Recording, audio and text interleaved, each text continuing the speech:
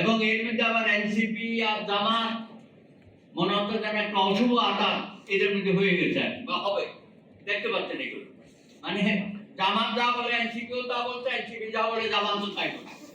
এবং এখন যে একটা অপরাজনীতি, অপসংস্কৃতি এই যে চলছে, এত বড় একটা বিজয় অর্জনের পরও দেখেন আজকে আমরা কিন্তু কালচারালি একটু ডেভেলপ নিজেদেরকে তৈরি করতে পারেনি। মব জাস্টিসের নামে যেগুলো হচ্ছে অপকর্ম, এগুলো একেবারেই গ্রহণযোগ্য না। আপনি সংস্কার, বিচার, নির্বাচন একটা বিতর্কের মধ্যে সারা জাতিকে ফেলে দিয়েছেন। এত তো দরকার ছিল না। কম সংস্কার, বেশি সংস্কার, এত সব কথা বলার দরকার কি? আজকে তো সারাদিন ঠেক বলে দিলেন বিএনপি যে ওখানে বসে শুধু খাওয়া দাওয়া হয়, অর্থের অপচয় হয়, কাজের কাজ কিছুই হচ্ছে না।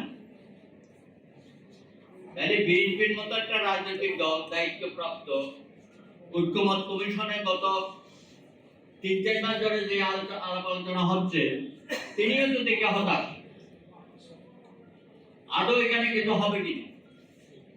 আমি বলেছিলাম আচ্ছা ঠিক আছে, পার্লামেন্টের রাজনীতি তো আমরা করি নাই বহু বছর ধরে, হাসিনা তো করতে দেয় নাই। একটা মিনি পার্লামেন্ট, এখানে সব রাজনৈতিক দলের নেতৃবৃন্দ অংশগ্রহণ করছে, তর্ক বিতর্ক হচ্ছে, ভালোই লাগছিল আর কি। আমি খুব আশাবাদী ছিলাম।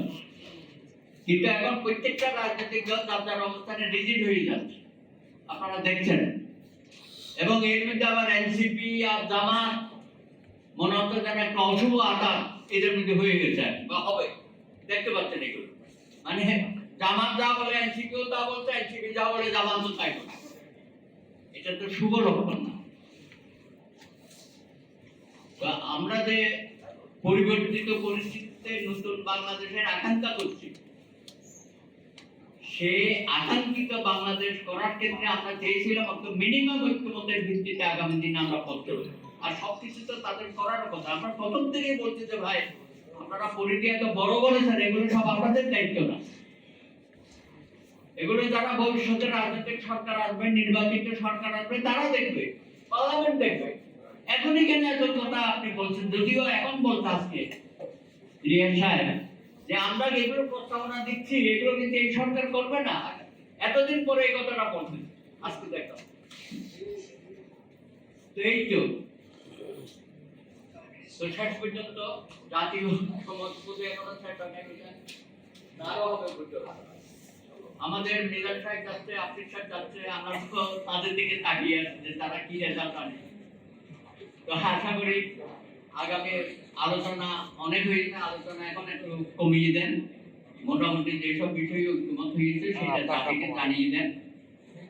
এবং এইখানে বসে প্রত্যেক দিন এইসব ঝগড়া জাতির কুতর্ক আমরা আর করতে চাই না।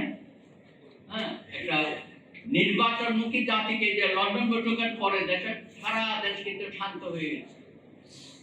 জনগণের আকাঙ্ক্ষা যে একটা নির্বাচিত সরকার কবে আসবে, কবে আমরা ভোট দিতে পারবো। এই যে ভোট থেকে আমাদেরকে শেখ হাসিনা দূরে সরিয়ে রেখেছে, প্রত্যেকটা নির্বাচন ধ্বংস করে দিয়ে একটা সুন্দর নির্বাচন আমাদের বর্তমান প্রধান উপদেষ্টা বলছেন ইতিহাসে তাকে সব থেকে গ্রহণযোগ্য নির্বাচন উনি উপহার দেবেন। দয়া করে অনেক কথাবার্তা হয়েছে, ফেব্রুয়ারি মাসে নির্বাচন দিয়ে শিডিউলটা ঘোষণা করেন, নির্বাচন কমিশনকে দিয়ে আমরা একটু আপনার প্রতি আস্থা রাখতে চাই। যতটুকু অর্জন হয়েছে সেই অর্জনকে রেখেই আগামী দিনে আমাদের আকাঙ্ক্ষিত বাংলাদেশ গড়ার জন্য আমরা সকলেই প্রতিশ্রুতিবদ্ধ। অনেক ধন্যবাদ।